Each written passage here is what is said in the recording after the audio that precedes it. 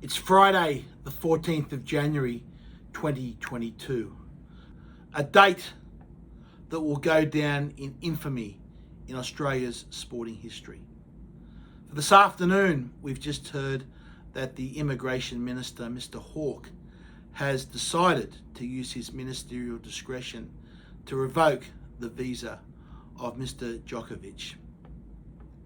This decision makes me embarrassed to be an Australian. It appeals to the worst of human nature.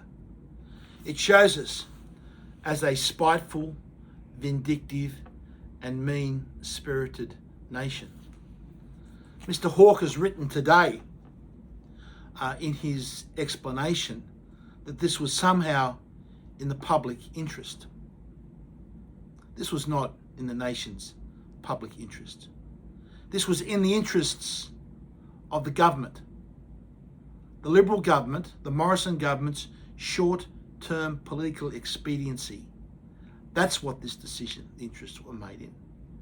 And in doing, as we've seen so often, short-term political expediency at selling out what is actually right to be done and against our nation's long-term interests.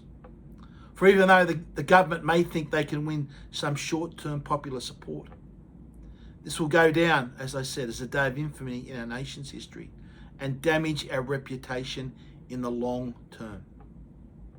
Mr. Hawke also wrote in that letter today that he'd exercised his discretion on health grounds. Now, this is just a farce. There's hardly a healthier human being on the planet than Mr. Djokovic as the world's number one tennis player. And the idea that someone that is vaccine free carries some greater risk of having COVID, we've shown is not only false, but the exact opposite is the truth. Wherever we have good data from around the world, we have seen that those that are vaccine free are less likely to have COVID. Not more, less likely.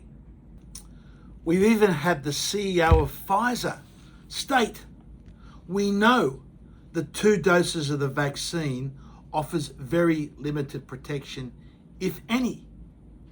So why are we mandating this vaccine for tennis players when none other than the CEO of Pfizer, the manufacturer of the vaccines, admits openly that his product offers very limited protection, if any? And yet they've somehow argued health grounds.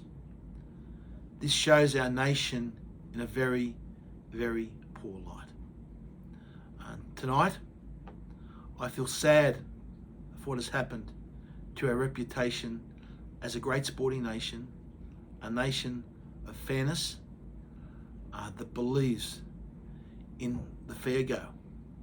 We haven't done that. As I said, this decision appeals to our darkest natures.